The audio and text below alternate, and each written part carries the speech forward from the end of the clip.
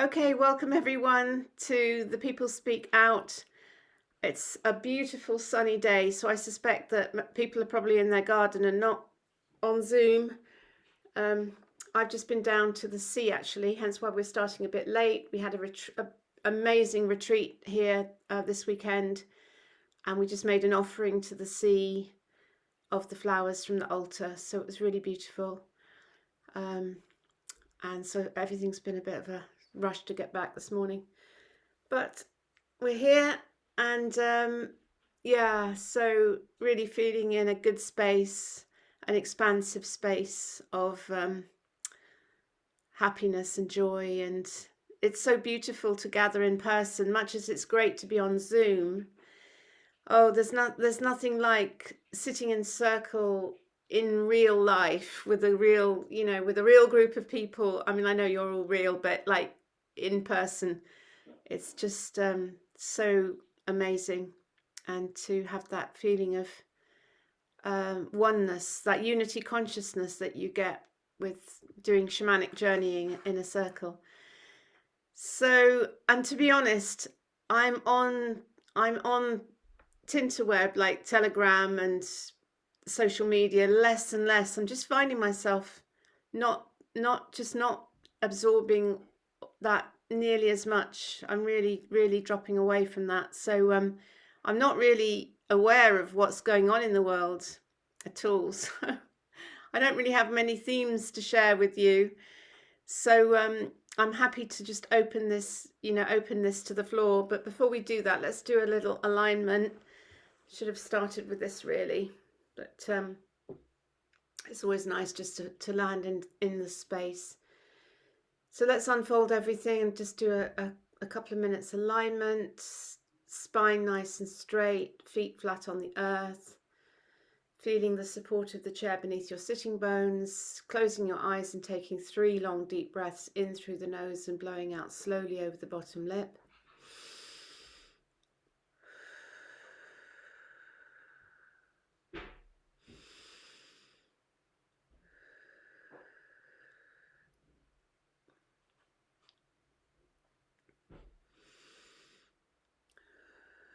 Consciously dropping from the busy mind, dropping into the heart, dropping into the body. Coming out of everything that we were doing this morning, or any rush to get here like me.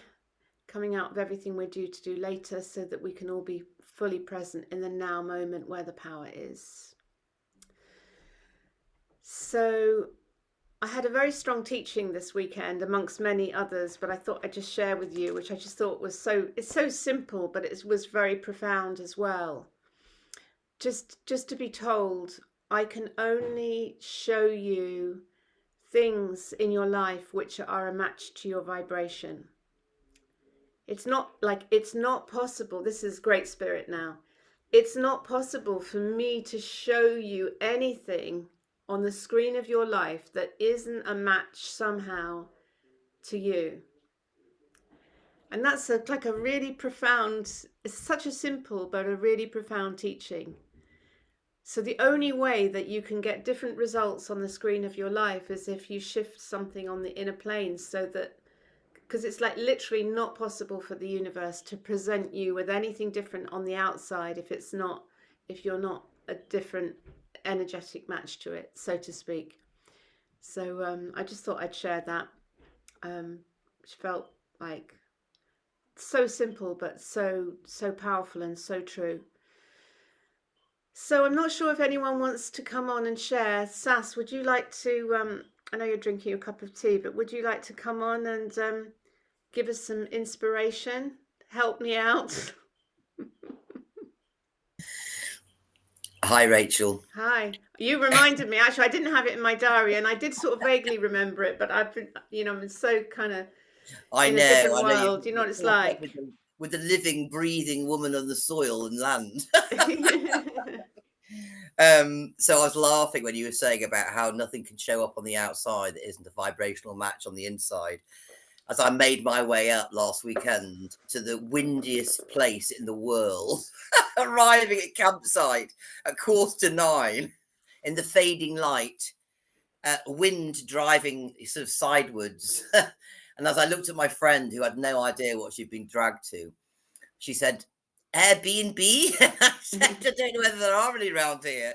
And this guy said to us, we said, any Airbnbs? He said, no. He said, I'm afraid not. I think the nearest one's about 20 miles away. It was literally in this desolate place on the top of a hill. And, What but were this you is, doing there? What were you there for? so basically it was the Stand in the Light Festival, which is run Oh, right, by yes. a combination of Stand in the Park, the woman who set up the Stand in the Park, and Daz from the Daz band, Darren Nesbitt, who is the editor of the Light paper. So Mm. they collaborated last year and bought this festival. It's very bohemian and very grassroots. So there was no washing facilities or anything like that. It was really just roughing it. So when we got there, so my 67-year-old friend had never been to a festival before, kind of went, oh, and she looked a bit freaked out. Anyway, this guy came over to us and he said, can I see your ticket? And we sort of pleaded eyes or any Airbnb or any B&Bs anywhere. No. He said, but luckily what's happened is I've literally just had a cancellation 10 minutes ago for a bell tent. So he said, you Oh. could take that if you want. So my friend quickly looked up on her app and her finance and said, yes, I can just about afford it. She'd been all over the place searching for a tent on Facebook Marketplace. So we'd never put it up. It was a 5-man tent, and honestly, it was gale force winds. And, and I thought, what am I doing? It's been a 4.5-hour drive just from Cheshire. So it's literally out there. I'm really right at the Scottish borders. And anyway, so this divine intervention of this fantastic tent turning up, which was really solid. And we Yeah. just literally drove there and threw all our stuff in it. And literally 5 minutes later, there's a knock on the door, which I can't do on a bell tent, but you can get, this sort of canvassy shuffling sound. Yeah. And he poked his head and he went, oh, I've just had a woman turn up with her son and she's booked a bell tent. And we thought, oh no, we're going to have to be evicted from our bell tent before we even got settled. But no, apparently she'd booked the same site, but for a festival in August called the Truth Festival. And so she'd arrived with absolutely nothing. Anyway, of course, my friend said, oh, well, I'll sell her my tent. And I said, look, bear in mind market forces. She's arrived. She's got nothing to lie or sit in. The tent that you got was worth £300, and you sold it for 65 because the woman was very wealthy and had it for a party and no one bothered with it in the garden. So no one had used it before. So she sold it for £65. So I said, now what's it worth to that woman, do you think? And she said, oh, I can't do that. That's really mean. I'm just going to sell her for £65. So I was trying to do my market forces, but didn't quite work because she's very compassionate, my friend.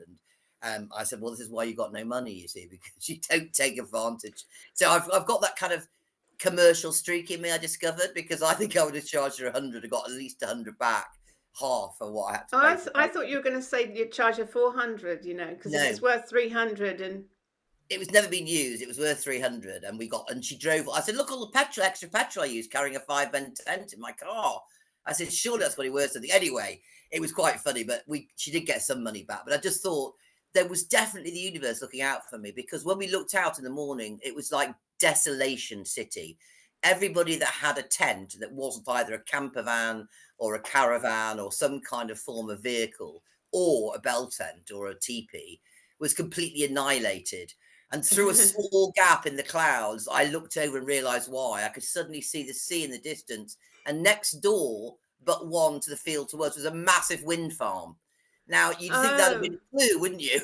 The people who found the campsite there, it might not be the best place for people with their flimsy tents. Anyway, we did have to laugh. And it's just like putting yourself in a situation. How are you going to view it? One of them, my friend, had a face like a slapped arse most of the weekend, but I did manage to get her on some really healing medical edibles that seemed to cheer up a little bit. But other than that, it was a desolation city, and literally the whole camp were trying to pin down all the main sort of tents, or that whatever the festival musicians were going to be in. It was absolutely hilarious, but a beautiful, like you were just saying. There was like you had to wind your way down this little pathway, which was quite slippery. You had to be careful. And as you wound your way, it was like this little fairy forest area with Yeah. beautiful lights and 5 campfires, all in different areas, with all the seats around it. And everybody gravitated there most of the time. And we're just literally singing and dancing and being in our sort of authentic shamanic selves. And I Yes. literally had about 5 people who were all really interesting people, but have got so much trauma, and they're literally drawn to the sounds. They're drawn to anything authentic because it's Yeah. showing up where their inauthenticity is. So I was quite busy all weekend, but it was just, I was going to say, if I was hosting this, what whereabouts, how do you find you stand in your own light? Can any Oh, because I okay. love it, because standing in your own light is like being authentic, daring to rip off the mask, Yes.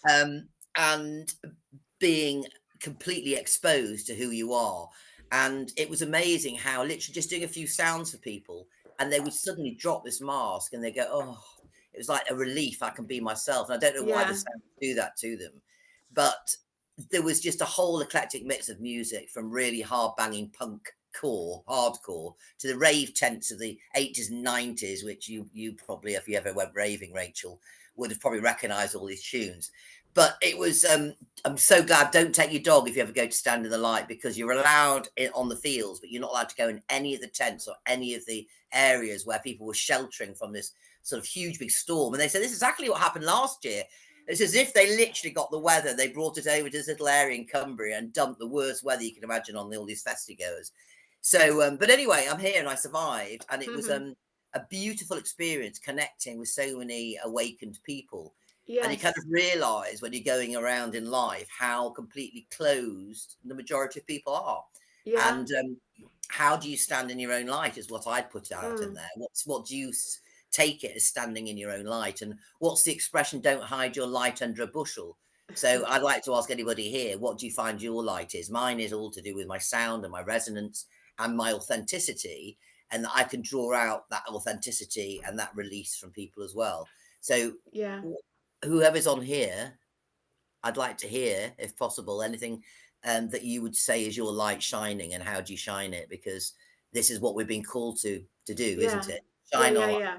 isn't it? So if anyone wants to join the conversation, either put your physical hand up or the yellow hands up symbol. But I would like to just add on to this subject, Sass. Thanks for raising it, because it's come up several times recently about people kind of saying, "Oh, this is dark energy," or "this person's got dark energy," or "this place has got dark energy."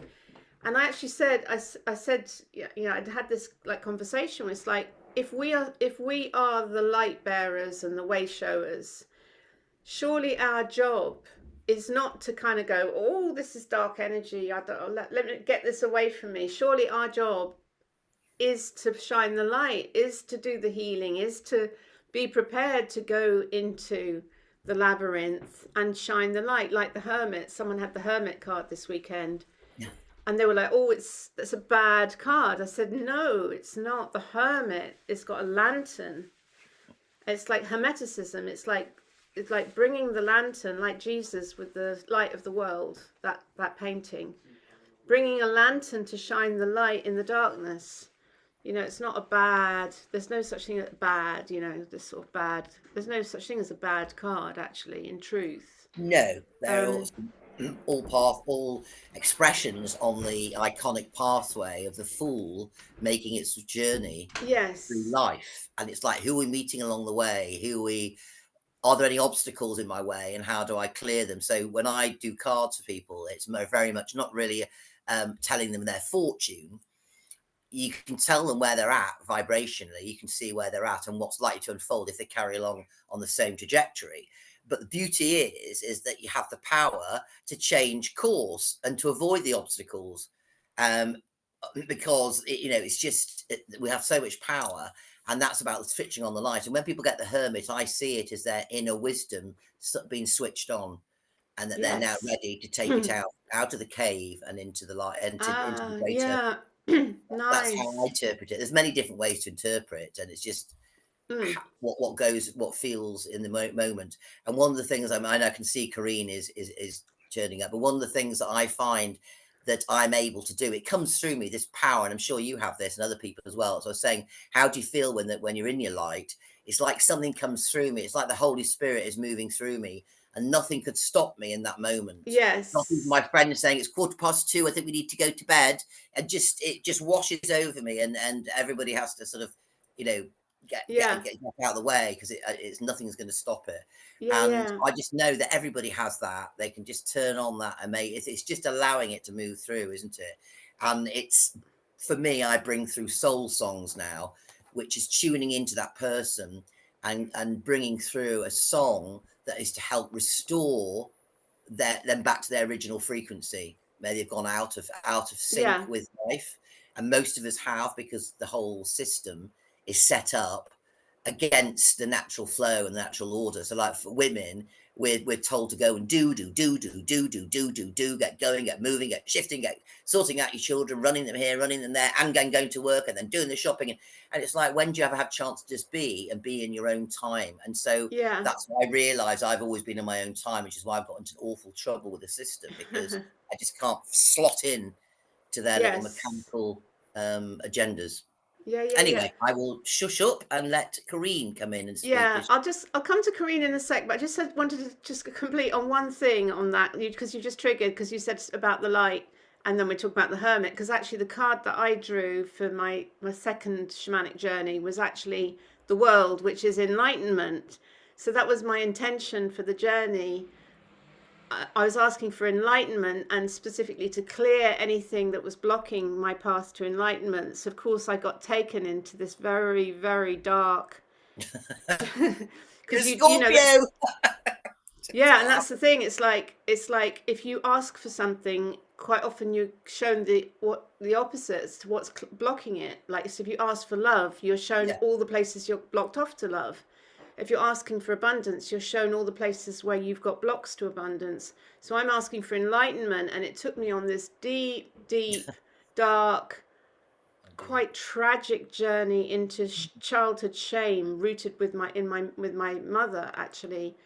And it was I was wailing like a banshee. I was absolutely, but it was so healing and so clearing, and it was just the most beautiful. Then we had the crystal singing bowls at the Beautiful. end, which is just like, and I could feel them literally healing because I could feel that like in my head, like this pain, and then like the universe is saying to me, it isn't pain, I'm healing you. I'm healing you. It's like German new medicine. It's not bad. That's the feeling of healing, you know. It is. I always found that it's like it's washing something through you. So it's like if you've got a Yes. blocked drain, it can you have to do a lot Yes. of pumping with that thing, don't you, to Yeah, get it yeah. through? And it can be quite Yeah, quite a like dirty literally fluid restoring the sometimes. sacred geometry of my entire, inner workings of my head, obviously with these bleeds on the brain. Yes. But you're feeling okay now. Anyway, we'll come back to that because I'm sure Kareen's got something Yes. to add Yes, into. sorry, Sorry, Kareen. Karine. We Sass and I could probably talk all hour actually, but let's come to Yeah. you. Quick, save yourselves. Yeah, I'll put me on mute for a And moment. anyone else who wants to speak, please put your hand up because that kind of dictates the call. Because obviously, if there's no hands up, then we end up just, like chatting sort of forever. Karine, hi, Hi, welcome. hello, hi. Hope you're well. You look well. Yeah. Yeah, no, I thought I'd show willing, as there's so few of us here. Um, on the subject of light, well, I'll take my glasses off, I think, actually. Um, yeah, I just feel my singing is my light, and being in the garden and being in nature. And Nick, my beloved, we sing a lot of the time. He's a fabulous singer, musician. Um, so that's my light. I've got to put my glasses back on because of the screen. Um, and I think, in this time where there's so much stuff going on, and you just think, God, I don't want to look at any more postings of all these ghastly things, and how can people do this? And it's so overwhelming. And it's also like it's actually, well, for me to be the best I can be, I just need to be with the garden. We're looking after an injured pigeon, I'm singing and humming to the pigeon, and we think it might be regrowing some feathers. And so it's just very simple, simple, simple. And Mm, honestly, that's all I want to do is just be very simple in the garden. I have a meeting to go to this afternoon, and part of me thinks, oh God, I don't want to focus on, what we need for our survival skills when everything goes pear-shaped. And part of me thinks, I'm not mm, having any of it going pear-shaped. It's just not, it's mm, just not in my consciousness. And then, I mean, Sass will know because she's on the same course as me. We're doing this wonderful course on Mary Magdalene. And Mm, oh, it's just absolutely beautiful. The woman running it, Alethea Pistis Sophia, is just a light bearer. She is shining. And there's a Facebook page, and there's such gorgeous sharings and such wisdom and such light. And I'm reading a book. It's called Mary Magdalene Revealed, and it talks very much just on that subject of pain, of how the pain is actually your body and your spirit calling on healing. And it's not like a bad thing. yes. It's all part of a resonance of deeper healing and deeper spiritual connection and soul journey. And I've got quite a lot of pain in my body. And it's always good to be again to be reminded that the body's just healing, nerves that are damaged or whatever. It's just the body is on its healing journey. So I Mm, don't know. I think it's quite an amazing time. I find that with this course, it's almost like everything feels sacred to me. Every little thing feels sacred. And I just feel very blessed. And I don't mm. think I need to say any more. I never Tell, remember what it is I think I'm going to say when I come here to say it, but I'm showing willing to share with all the lovely beings here today. okay, well, as there aren't any other hands up at the moment, tell us a bit about this Mary Magdalene course and what is is the essence of the teachings and Oh, well, I'll say a bit. I'm sure Sass is probably more. Oh, it's been on a bigger journey because of your Sass's went to the Pyrenees and those sacred places. ah, It's really, I mean, it's the focus is really on the sacred union of Mary Magdalene and Jesus, yeah. Yeshua, and the journey. I mean, the course is presented as Mary Magdalene arriving in France and the journey week by week to different places and what may have happened in those places or what the legends and myths and stories and the sacredness of these places in the land. So you've got the waters and you've got the mountains, you've got the cave, and it's and then we also chant the Aramaic Lord's Prayer, and then Mary Magdalene's prayer is actually the same, really, except we didn't Mm, do it in Aramaic, but it's very translates pretty well as our Father who art in. But mm, it's more sacred. It's really of the land and the sacredness of the mm, land and the Holy Grail, the quality of the land, and these many people who've investigated and who are seers and geomancers. It's almost like the Holy Grail is that land. So it just feels like a deeply sacred journey. And then each week there are meditations and invitations to do certain rituals or practices. And it's a lot to doing bringing the sacred male female energy, or however one on whatever level one wants to do it, but it's also very somatic as well, so invitations to do things where you're physically putting on a garment or taking off a garment, or mm, um, I think that's sort of it in a nutshell, but it just feels just, I don't know, it just makes me feel happy. It feels like a balance, a balance to the whole religious stuff that we probably all, grew mm, up with. mm-hmm, And yeah, I feel really deeply moved by it. And actually, I mm, think I'm just realizing now, I mean, okay, I was brought up, my mother's family were half spiritualists and the other half were kind of fairly strict uh, Church of Scotland. So, she had one Sunday where they'd all sit in the semi-darkness with the blinds drawn, and then the next Sunday they'd be off on picnics because they'd be in a car. And my great great grandfather was the head of the spiritualist order in Glasgow, and he wrote a book which is still in print.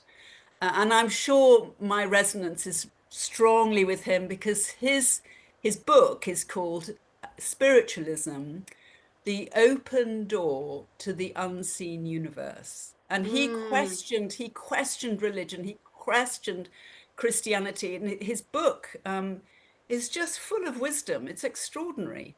So I think, for me doing this course with Mary Magdalene, it just feels like, oh God, part of me just feels like a relief, because it feels, I'm all Libran actually, by the way. So it does feel fire and it feels like it's coming deeply into balance somewhere in me. That's it Mm. in a nutshell. So quite a big nut, I'm afraid. Quite a big nutshell. I'm sure Sass could say an awful lot more. But Yeah. I will. Well, just to mention that this weekend, talking about the Mary and Jesus connection, Ash, who was here, he's an amazing shamanic musician, singer, and he's like a double act with MJ, and they're just brilliant. Hmm.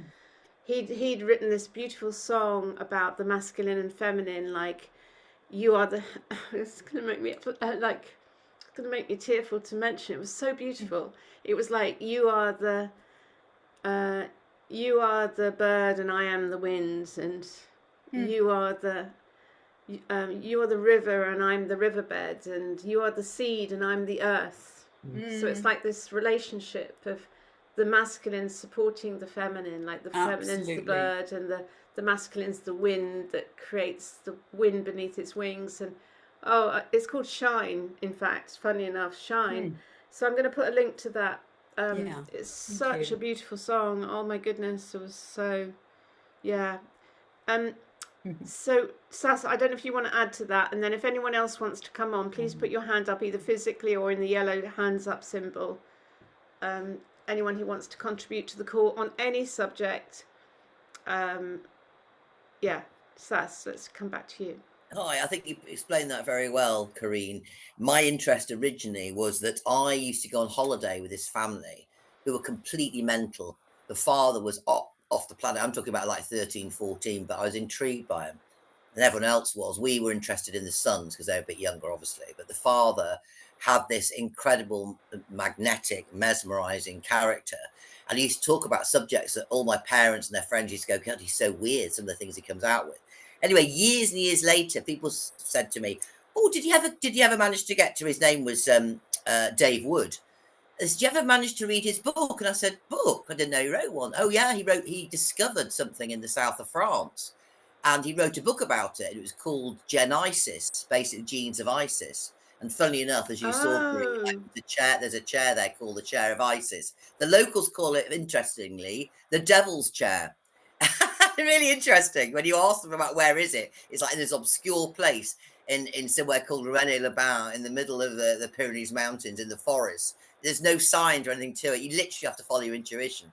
Luckily, I found it. But when I asked this guy, "Oh, am I on the right path for the Chair of Isis?" Because when you sit in it, you're supposed to be taken up. Well, you are taken up into cosmic consciousness. So everyone wants to find it, and very few people do. So I said to this guy, "Do you know where it is?" He said, "That's not the chair of Isis. That is the devil's chair." Well, that's really interesting. Anyway, long story short, so I said, I'm really interested in this book with this guy because I was always interested in him when I was a child because he was so enigmatic and he had such interesting, wild ideas. He literally used to drive a tank down the high street of Tunbridge Wells. He had this massive house, and his kids could never come and visit us up in the north because they were always building this underground shelter for if like they were preppers, or even back then, the 70s. So he was very advanced. Anyway, so this book, I thought, Genes of Isis. I've got to have a see if I can find that. Anyway, and Mm. randomly in Manchester, which I don't often go into the city, and I was in this bookshop. I went drawn into it, and immediately my body said to me, "Bend down on the third shelf. Bend down on the third shelf. You'll find a book." So I went down. I followed my intuition. Went down. I picked this book, and I pulled it out. And it was Genes of Isis by David Wood. Wow. So I thought, oh my goodness, this is brilliant. So I started reading the book, and it was all about how he discovered. He used to be a map. He used to, in the Second World War, he was a young person, obviously. Then he made maps for the Air Force, and he was mapping out this area in the south of France. And it turned out he discovered he had to go back on land to rediscover it. And he was, I don't know if anybody remembers Henry Lincoln, but Henry Lincoln wrote the foreword of his book because what he discovered was underneath, he could only see it by the air, So it had to be made by things in the air. He couldn't have made it on foot. And he discovered under all this sort of bush and dense sort of bush, this 40-foot square, perfect pentagram, absolutely perfect. And on all these the sort of points of the pentagram, it turns out there were these sacred places that were all part of this sacred journey that we're going on in France. And we're connected to the Holy Grail, we're connected to the Cathars, who were taught the teaching, the true teachings of Christ, were taught through the Mary Magdalene, and the story was, and his story was all about Isis and how we evolved as humans, and how they, the Orions arrived on Earth, and we were used to mine gold. It was this fantastical story, but it's all unfolding as life has gone on. But this pentagram is actually sketched, and all these places was where I visited last year. I ended up going, and I was asked to activate certain sacred places with sounds, so to say we're back. And there's a mythical legend and a prophecy that the Cathars left behind, which said that we will return in 700 years, which was in 2021. So this woman who's doing the course set up a place in the Pyrenees to sort of welcome pilgrims that were going to come from all over the world to sort of reconnect with their lineage, the Cathar lineage, which originally came from Mary Magdalene. So this is where it's so interesting. So last year, I went around all these different places with my sister, and some absolutely incredible things happen. As you know, when you're on your journey and you've got an intention with an open heart, things start to unfold, and maybe other people may want to share some significant synchronicities or some amazing, what I call miracles, that actually I always say, you know, be realistic, expect a miracle, because they're happening all the time.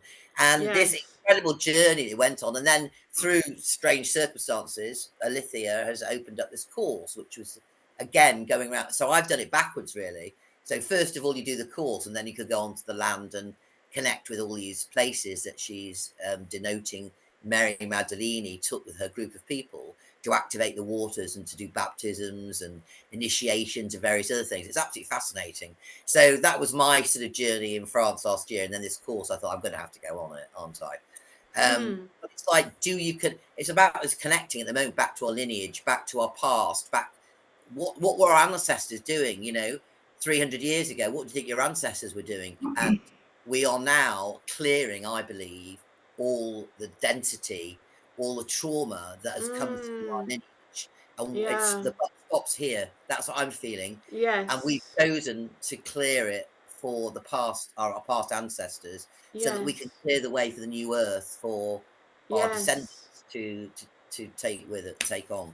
Brilliant. So that's my snippet. So if anybody else has got anything they might like to say about magnificent magical experiences or their light or anything else, please do speak. Otherwise, Rachel, myself, and Green will take over the call. And well, we've got everybody's got to we have got a hand up here, sweetie. Okay, brilliant. I'll shush. Hiya, can you hear me? This is Ona. What's your name? I own myself now. Janine. Oh, hi, Janine. What does it say on your T-shirt? I'm trying to see. Is it loved? It's actually lover. Oh, lover. That's really clever little design. Yeah, I really like it. It's falling apart, but I just love it. Cool. So, hi, Janine. So, please take the floor and share what you would like to. Yes, I'm just to apologise for being late. I had a rather uncharming workman to deal with. Anyway, I'm not quite sure what you mean, but I remember when I was about, 16, seeing the story on the TV about Rennes-le-Château and the Holy Blood and Holy Grail, and that's been a fascination for me ever since. I did read it, but it's very thick. And then very strangely, I bought their second book. It's Henry Lincoln, two others. I don't know did any of them get killed? I can't really remember, but it's called The Messianic Legacy. And I had it, and I never read it, and I chucked it out when I was doing one of my frantic clear-ups. And I've regretted it ever since, because I can't find it. Anyway, that's another story. I mean, I had a thing with 1111. Should I talk about that? Yeah, please do. Well, it was about 1985, and I was in this flat in London, and we had a little electronic clock near the bed, and I started noticing 11:11. So that went on, and it became a standing joke with all my friends, and about 11:11, and everyone just used to take the piss basically of me. And then about a year later, somebody had found a leaflet that there was the 11:11 doorway happening in Avebury. And I just remember thinking, oh my God. That's when I realised that there were people all over the world seeing it. And it was very, very, it's still very weird. It's actually still, because I saw it a long time ago, and it was very strong when I saw it. Anyway, so I ended up going to Avebury. It was all very madcap. And I think I saw somebody, that pop group, the one that burnt £1 million in the desert. Oh, yeah. And then regretted it later. Oh, did he? I think, Yeah. I've got it written down in my diary that I spoke to one of them. And we had this amazing chat. But basically, anyway, that's by the by. But I went into the so we all went up there. Well, me and two other friends went to Avebury. We didn't know what we were going to, and I went into the Red Lion pub in Avebury, and we went in the back, and there's like a huge bar room, and it was full. It was packed full of people, and I spotted this woman. Don't know why. Anyway, she ended up that she was leading this thing, and we went out in the stones and did this ceremony. And what she said was, even today, I can't really believe it, to be honest, but I don't know. She said that that our DNA was programmed in Atlantis to be here at this time, and we drank the water from the chalice, and that we had this DNA programmed for us in this life, and we've come back together. So I don't know what I think about that, but I kind of believe something about that. And funnily enough, I don't know if anyone knows about this, that apparently Atlantis, the fall of Atlantis, was to do with the Dark Brotherhood experimenting with genetics. Okay, interesting. Again, I have no idea. I just kind of hold these things, Yeah. But that's quite interesting. But the 11:11 thing, when I realised that there were people all over the world looking at this 11, I don't know what good it's done for me in my life, because I haven't really fulfilled anything, which I'm still waiting to do, really. Beautiful. Thanks, Janice. So lots of topics you're opening up there. Are you complete, or is there anything else you wanted to share? No, I'm complete, and it's Janine. Oh, sorry, Janine. No, it's Sorry. fine. It's fine. I'm not offended. Don't worry. Thanks, Janine. Thank you. So just to talk about the 11:11, because there were actually 11 on our retreat. We had a circle of 11, and there was a big discussion about 11 and the power of 11. So if you think of the 1-1 is actually the high priestess. So you got the 1 as the magician, like one wand, like a magic wand, the 1. Then you've got the high priestess who sits between two pillars. She's the 2. Then 11 in the tarot is justice, and she's like the material, the 3D realm high priestess. She sits between two pillars in the court with, so it's like, so when you go to court, I took a picture at, I think, Worcester Crown Court when I went there for my speeding thing. It's like this massive Masonic temple with these pillars. But then, of course, Enlightenment card, although it's 21, the world is 21, and technically it's the 22nd card, because the Fool is 0. So this is the hidden secret of the tarot. So you put the High Priestess and the Justice together, you get 22. Enlightenment, 22. It's actually the 22nd card. And I really believe it's the secret is that God is a woman. That Shakti energy, it's like the feminine energy, the creative energy. And that's why the women are all powerful in ancient, Gnosticism. The feminine is revered, and it's been turned around so that it's God is a man, you know, with a white beard. But very much my experience of whenever I do this deep work is that it is very definitely a feminine, like a how would you describe it? Just like the sacred geometry, which is just the most incredible feminine divine presence of exquisite, intricate, incredible sacred geometry that is just, yeah. So so God Thank is a you. woman, God is a feminine Shakti energy, shall we say. Well, I heard that that the polarities of male and female change over the earth every 2,000 years or something. We Yeah, have a few thousand years of the male and then female. yeah. Well, in the sense of, obviously in duality you've got the masculine and feminine, you know, and the black and the white duality, but beyond the veil there's just this energy which is just pure love, and it's like a harmonic resonance of perfect sacred geometry, but it's intrinsically feminine is kind of what I'm saying. And that its expression in the 3D realm, as this energy pours into reality, which is essentially nature, which is all sacred geometry. So sacred geometry is my God recreates as an anagram of, if you work at that out. So it's essentially a feminine energy, which in this 3D realm is nature. Anyway, so all comments welcome, observations. And just to say, also Michelle has asked to put a link to the song, the Shine song by Ash, which I will, I'll put as a link, I'll put the link in the notes to the recording video. Okay, because I don't know it off heart. I have to look it up. So yeah, cool. Okay, so it's 1:45. Any more contributions? We could always just end the call.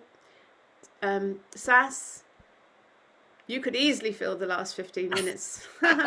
I'll try not to. I don't want to take over, but obviously 1111 is a very poignant number.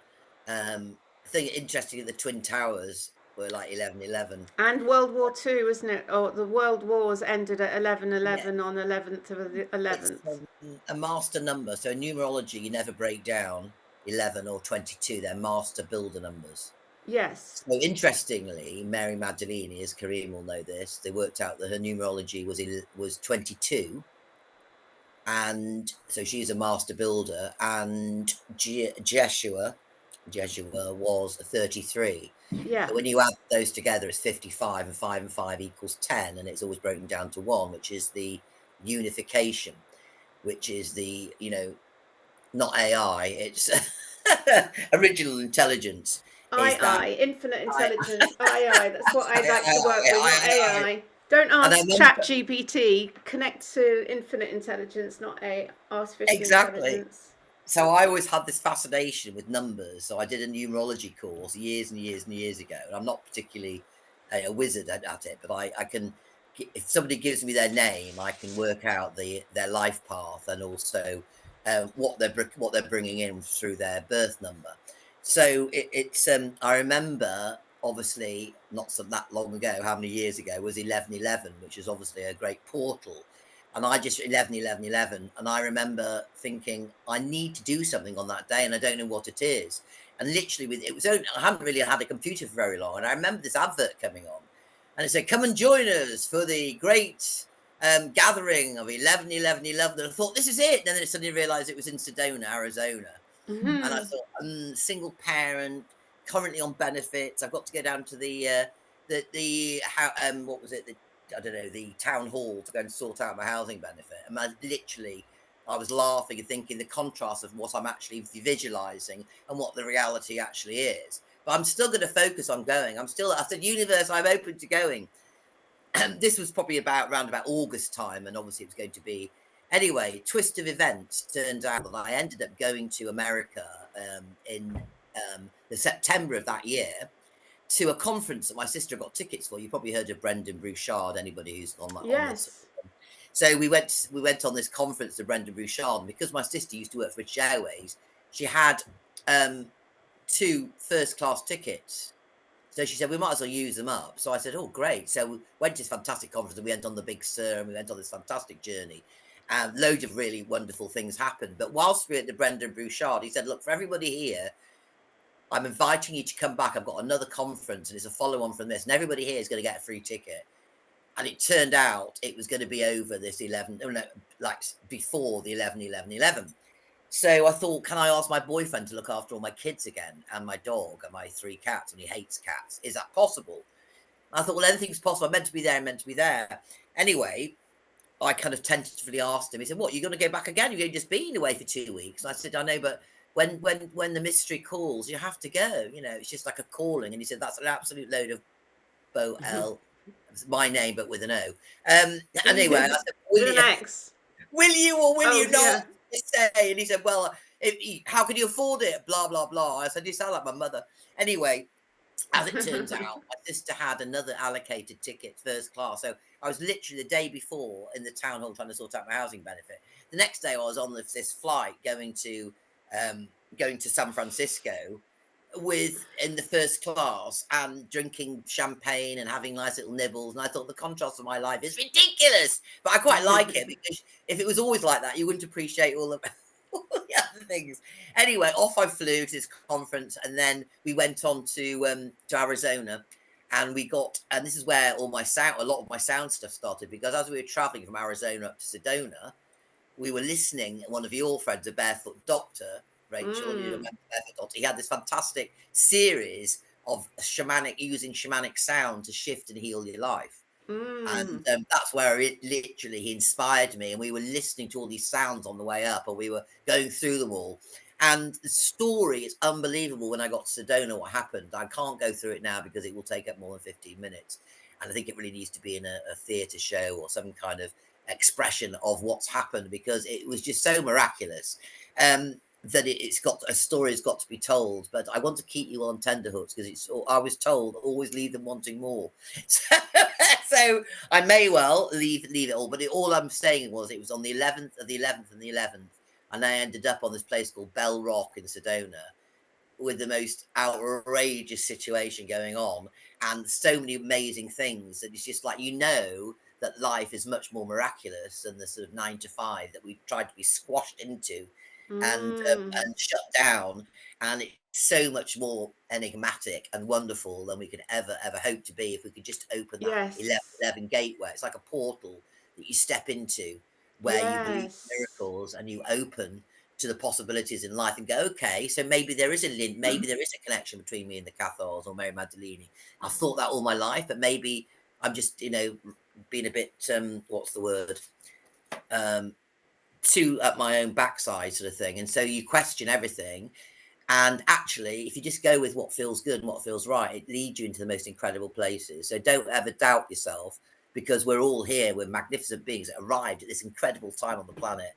And we're here to do some fantastic work. And like with here, I always say to people, a lot of people won't come on at all because they're self-conscious of they might not have anything good to say, or that people may judge them for not, having a good speaking voice or whatever it may be. And I'm saying, how dare you challenge yourself just to not know what you're going to say, and just say that, and just notice what's going on with you whilst you haven't got anything to say. What's going on in the body? How does it feel? And start to break down those barriers to being able to express your true self, because we all need to step up, because what you've got to say and your unique experience is so incredibly healing to other people. When you share what's gone on for you, whether it be good, bad, or indifferent, people can relate, and people feel that they can then open up to tell what's gone on in their lives.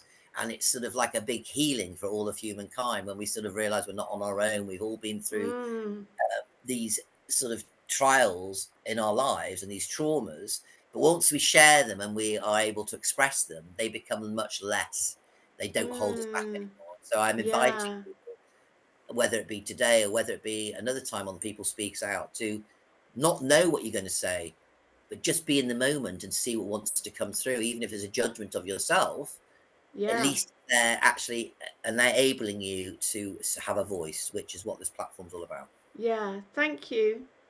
Thanks, Sass. You're welcome. And Janine has got her hand up again, so let's. Is that okay? Of course, yeah, yeah.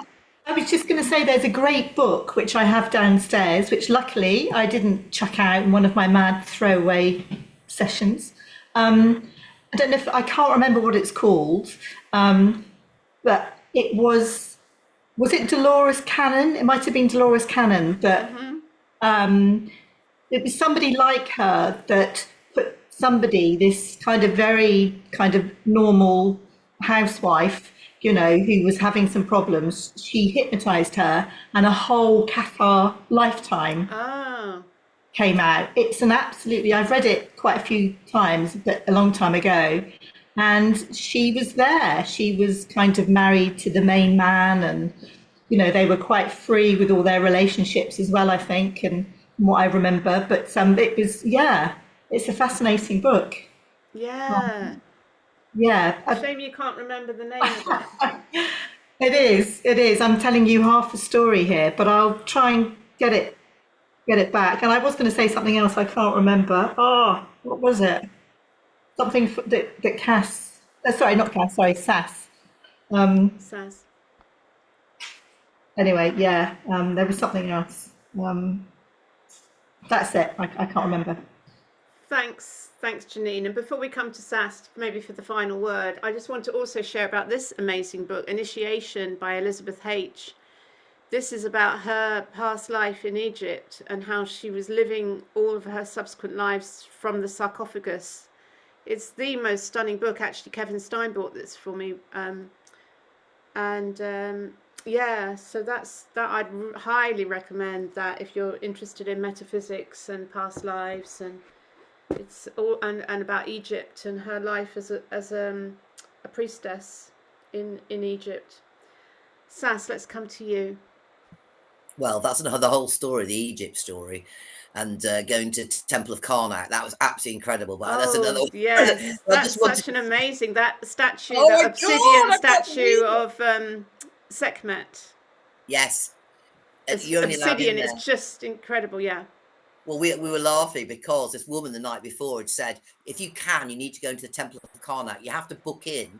We had to book in with a tour group. This is what she said, because I Yes. run tours, but you can't just go in there. And Yeah. we said, oh, really? Okay, well, we'll see about that. And she said, if you need to find someone in authority that might take you there. And Yeah. as we're standing in the Temple of Karnak, we see this group of people speaking. And my sister said, I think we ought to go and ask him. And we went and asked him. He said, oh, well, very good. I happen to be the head of iniquities at Temple For a Karnak. bit of money. No, there was no money involved. He just said Okay. it was an honour, and he let me into there on my own. I won't even begin to tell you what happened. But I was just going to say, going back to the Standing Light Festival, I just wanted to say and extend a huge big thank you to all those people that came up to me and said, I recognise you for the People Speaks Out. And Ah, that was fame. so lovely and so complimentary about the journey they've had with the with this platform. And Yes. that even though it might have been pitch black, it was always the voice that they remembered. So I'm saying your voice has a very powerful impact on people when you find your soul note and you can Yes. find that in your heart, and then you start speaking from that place rather than from the head, which is why I was saying, don't worry about what you're going to say. Just come on and see what wants to come out. It might just say, I feel really embarrassed. I feel really, intimidated by being on here, and just notice what's going on so you can express what's maybe held you back and resisted. But it was just so wonderful. There were so many people that came up to me and said Let hi, him in. and were so full of joy, and was so, even though people who haven't even spoken on this call, I didn't even see them, said, I've never come on, I've never shown my face, but I've been listening to it for 3 or 4 years. Yes. So you never know who may be listening. Yeah, and also the people who've watched the recordings, because if you look back, there's like thousands of people who've watched the recordings. So even if there's only, I don't know, a couple of dozen people on here, there's thousands watching the recordings, and we've been going now for 2.5 years, I think, haven't we? Since 2021 did we start? So, oh my God, yeah. So 4.5 years. Have and we you've all been on this really? journey with us as well. Well, we're in it for the long haul, Sass, and also, obviously Helen. Let's pay tribute to Helen as well, who was. Yes, no, I mean, who knows? She may return. And as we said, if there's anybody else that would like to host, because Yeah, my job in life is always to encourage people to have courage and to step into their light, as we were yeah, talking about earlier, because we all hold it. And Rachel, myself, and anybody that speaks is just here to show that you have that as well. And is there yeah, anybody here that would love to speak? You can just put your hand up that would love to speak, but feel too intimidated or too shy, yeah, yeah. because we Cool. need to break through those barriers. Because if we're here to do our sort of our placement, if you like, and our Yeah. soul's purpose, we need to Mm. have a voice. And Unless you're a great mime, truth has a resonance, and so when you're speaking your truth, there's a resonance that is very attractive and powerful. So, any last thoughts from anyone? Just to say that Janice, I've got that stuck in my mind.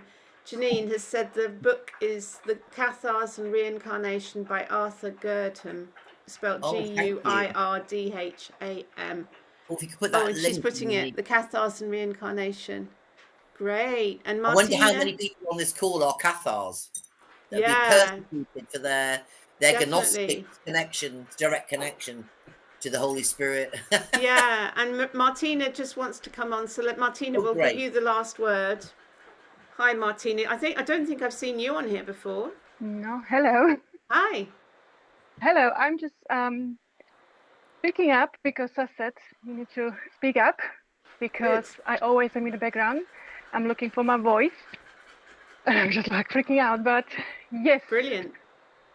Woo, yes, it's okay to show my face and speak up because I feel always like inadequate. I listen to those people with amazing stories and wisdom, and I think like, what can I add? But I just want to say hello and, just make that first step in opening up and having my voice out there, even if I don't know what to say. Yeah. Thank you. Cool. And thank you for showing your face. You're probably on the 77th Brigade, facial recognition hit list now, unfortunately. Martina, only joking. But Yeah. yes, it's so important. So thank you for coming on. And thank you for coming on and sharing your radiant light with us and your voice. Thank you. Cool. So lots of love, everyone. I'm going to call it to an end there because I've got lots of people here in Thank you very much. And so thank you all for coming on. Sending you so much love. In 2 weeks' time, it will be Sass back in the host seat. So lots of love. Have a great day. Bye for now. Bye-bye. Bye.